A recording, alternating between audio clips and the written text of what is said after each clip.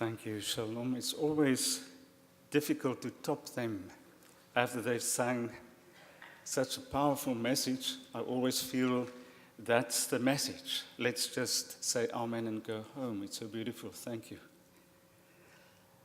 Let's bow and pray. And may the words of my mouth and the meditation of my heart be acceptable to you, O God, our Lord, our rock, and our salvation. Amen. In Central Asia, there's a tribe.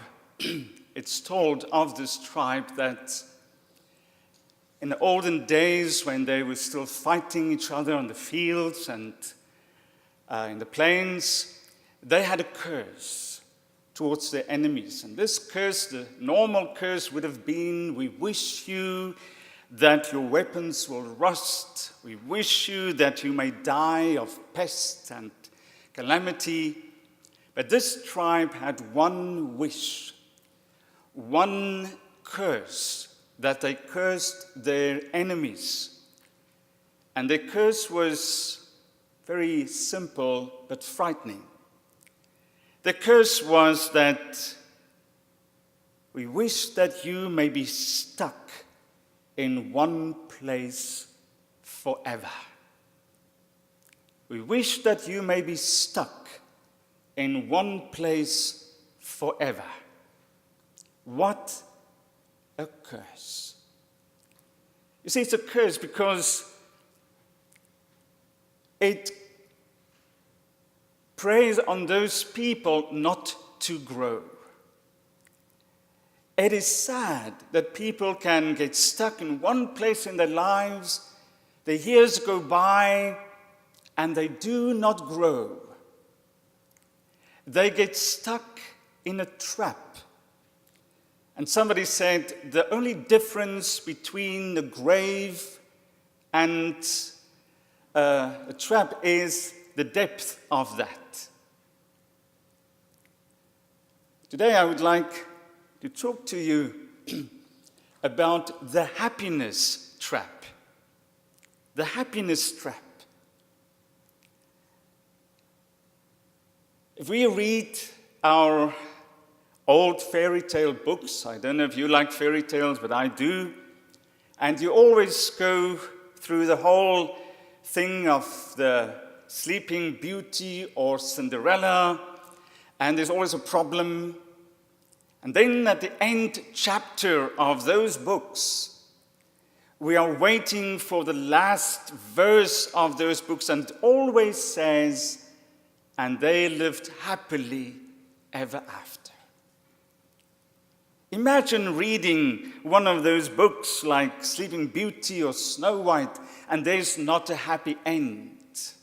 The past week, I went to see Mary Poppins Returns. Now, young people will not know a thing what I'm saying now. They won't know Mary Poppins, but you who are a bit older, you know Mary Poppins. And I was like a young child in Disney again. And I was waiting for the last part of it where they all lived happily ever after. You see, if we get stuck somewhere, it's like a person who views the world the same at 40 as the same as he was 20. He wasted so many years. But we can get stuck in so many places in our views. And the one place that we get stuck in is our pursuit of happiness. Happiness is that one thing that we all are looking forward to. Can we just change the slide to the next slide? Thank you. So we get stuck in our pursuit of happiness. For many people, happiness is that one thing that just evades them. It is that one thing that's like a carrot in front of a donkey. It's so near, but also so far. For many people, when you ask them, Well, are you happy? They might have many answers. You see, if we see happiness as an end result, as an end product, we will always looking for it. We will always pursue it. We will never get it. The problem is, or the fact is, that happiness is a byproduct. It is not the end product. And once we find that, our lives change. So my question this afternoon is this: how do you define happiness? And I want us to do an experiment. I want you to close your eyes for a moment. When you close your eyes for a moment, I want you to think. If I say the word happy, what picture shows up in your mind? Don't look too far. It's there. What feeling or feelings show up? What smells do you smell when I say happy? Who shows up? What memory shows up? You can open your eyes. So, my question to you this afternoon is, are you happy? When I ask this to my classes, I usually ask it to my classes, and the first reaction is they burst out laughing. And it's a serious question, are you happy? And then they just laugh at me. And I was wondering why they're laughing at me. And then I found out because happiness for them is a one-day happiness. It's a happening. But also it's something that will happen someday, but not now. We will be happy once this class is over. We will be happy once we have graduated. We will be happy when we got a fantastic job. We will be happy when we go on vacation. We will be happy when we marry and we have children. But it's always one day. And it's very much like this forecast of happiness that you see on the screen. On Mondays, they're happy throughout the day.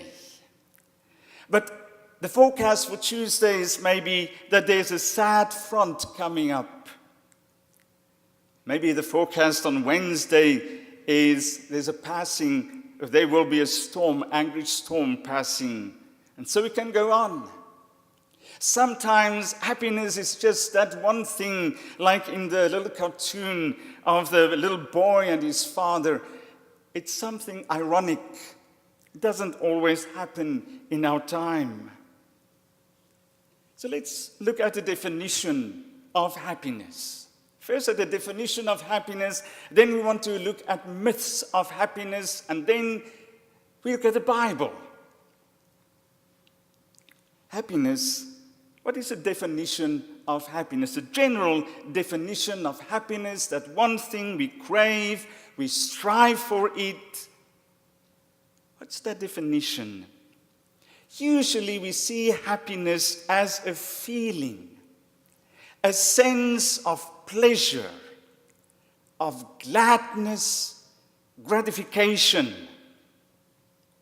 We like happy feelings. So it's not surprised that we chase those feelings. And that we know by now that feelings don't last. Some studies tell us that a feeling only lasts 20 minutes at its most. No matter how hard we try to hold on to a happy feeling, well, it slips through our fingers, and then we're back in default mode. So we look at happiness and the general definition of happiness. The people who know tell us that there are two ways that people find happiness or pursue happiness. The one way is through pleasure. The other one is through power. Through pleasure. So pleasure is those things such as music. Wednesday evening we had the organ concert here in Bethel Chapel, and oh my goodness, I was in heaven. It was fantastic. I love the organ.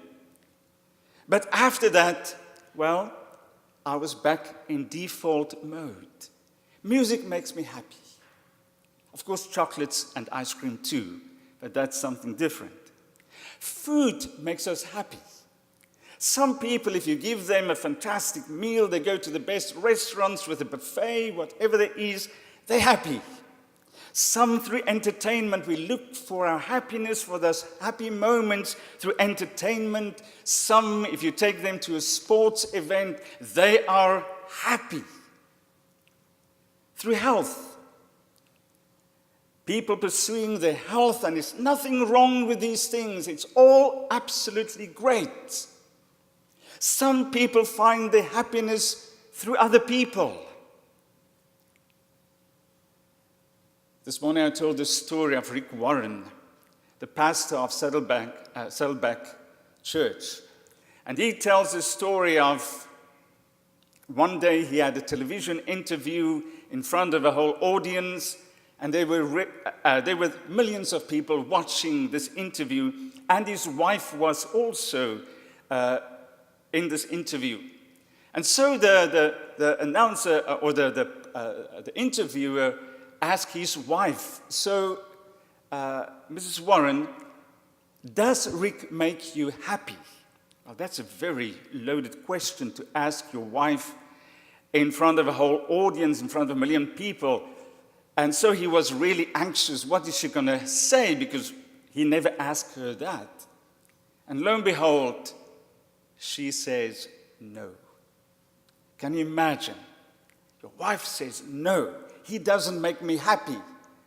But then she elaborated on that. And she says, yeah, in the first 6 months of our marriage, I realized that he will never make me happy. I have to be happy with him. And there's such a lot of truth in that. If we want other people to make us happy, we put a burden on them that nobody can do. You cannot really, you can contribute to somebody's happiness, but some people try to find their happiness in someone else, in their husband, in their relationships, in whatever. And if those people don't make them happy, well, then it's a failure. You have to be happy to be in a relationship. In yourself, you have to be the happy person, and then other people can contribute to that. That's one part of happiness. The other one is through power. Some people find their happiness through power, money. The more money they make, the happier they are. Or prestige, influence, achievements, positions, their occupation, successes, so much more. And we live in this world where these things have become the standard for happiness. Interestingly enough, those things, the power and the pleasure, are all external things. From the outside to the inside is where we draw happiness from those things and we suck it up in ourselves, and it's a very short term use, those things. There are also a few myths about happiness going around. I would like to mention 4 things. Rav Harris, in his book, The Happiness Trap, he mentions those, so I take it from him. The first myth is that happiness is the natural state for all human beings. It's sort of the natural thing to be. If we look at the world, if you go outside this afternoon, You drive around, you see these huge advertising billboards. And then on that, they will tell you, if you just use this product, you'll be happy. If you use our product, if you drink this soda, you'll be happy. If you bank with us, you'll be happy. If you do what we offer you, you'll be happy. Watch the television commercials. There's no commercial where somebody will offer you something without the incentive. If you use this, it is engraved in that you'll be happy. And that's a myth. Actually, we know that. But somehow, we try that. We try it out. So, we don't take into account that 1 in 10 adults in the United States will attempt suicide. That's a different side of happiness. You see, the myth is something that it's like a fairy tale with a good end, a happy ending. We try to believe it, but we don't take into account the other facts. The other facts that 1 in 5 people will suffer from depression, some kind of depression.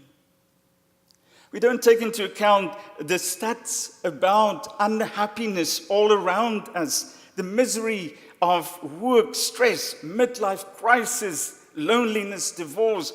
All those things are around us. So happiness is not so normal. There must be something else. The second myth is that if you're not happy, you're a failure. And once again, commercials all around us when we watch the TV, wherever we go, the world of economics tell us that, well, if you're not happy, you're a loser. If you're not very successful in your job, you're not the CEO, well, if you don't dare, you cannot be happy. So if you're not happy, you're a loser. That's the second myth.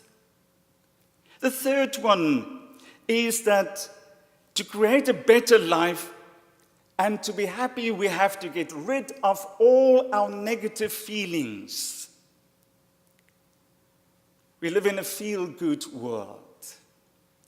Go to any bookstore, and the feel-good books are there in thousands. And every month there are a whole load of feel-good books coming. If you go to any seminar, they try to hype you up, to make you feel good. So if you find in yourself and those negative feelings show up, those feelings of pain show up, we think, well, we're not normal. You see, part of life is pain. We will experience wonderful feelings when we love someone, when there's those moments of joy. But we will be frustrated. Just drive in Seoul in rush hour and try to get to your house quickly. That's quite a thing. That's frustrating. You'll have frustrating moments when things don't go as you wanted it to go. The fourth is, you always have to control what you think and feel. Always have to be in absolute control. We have so many self-help programs, and yet there are so many unhappy people. And this is where Jesus comes in.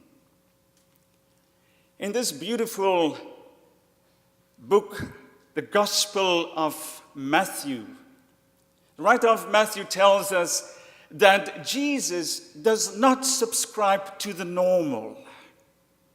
Jesus actually, in the Beatitudes, gives us the reality slap.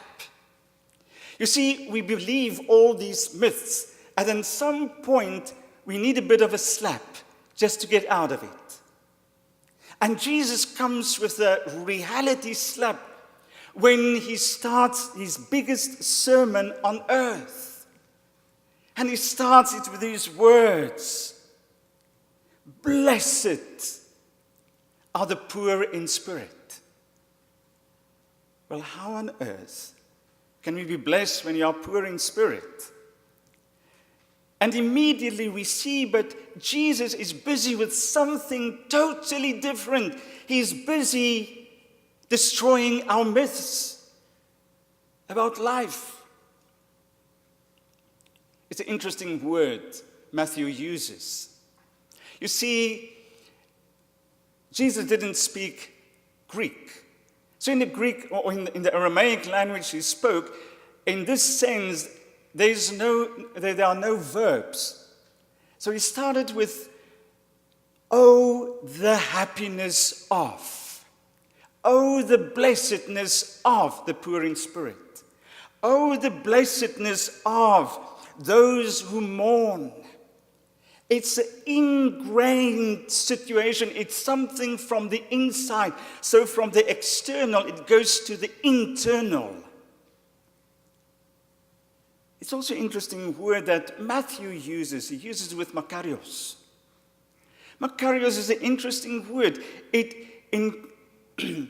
we translate it just freely, it's like a God-like joy. And that's why many translations use the word happiness. Oh, the happiness. Happy is the man who does this. Happy is the poor in spirit. Happy is that person. Matthew is referring, like the Greeks in his time, to Cyprus. Cyprus was Hemakaria. Cyprus was the happy isle. Cyprus had everything that you need in it to stay there, to be content, to find purpose. You see, so this word has a bit of a purpose linked to it. The joy that has a secret in itself. And that secret in itself is joy that is untouchable, self-contained, joy from the inside, joy independent of all the chances and changes of life. That's why Jesus says, "Oh, the happiness of this person who is in touch with his poorness, who is in touch with his pain of mourning, the person who is in touch with his hunger and thirst of God. Oh, the happiness of the person who is merciful, the happiness of those who are pure in heart." You see, what Jesus is doing is to take happiness out of happening, put it right inside of us as this byproduct while we live our lives meaningful and purposeful. It's something from the inside. And in Jesus, in his philosophy, in his teaching, happiness becomes blessedness. Happiness becomes a state of being instead of a being of state. Happiness becomes a here and now and not a there and then. Happiness becomes life instead of a moment.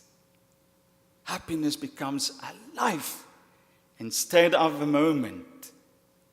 Happiness is that seed inside of you, that seed that grows the plant, not a plant that must give the fruit all the time and I'm just plucking the fruit. Happiness is something that he brings inside of us. Viktor Frankl said, happiness is like a butterfly. The more you pursue it, the more it flies away. And that is what Jesus meant. Oh, the happiness. You see, Christianity, what Jesus offers you and me is happiness. But not a fleeting kind of happiness that we look outside, but a happiness that's from the inside. And that happiness, in its core, has purpose. And in that purpose is Christ himself. May we pursue that happiness. Amen.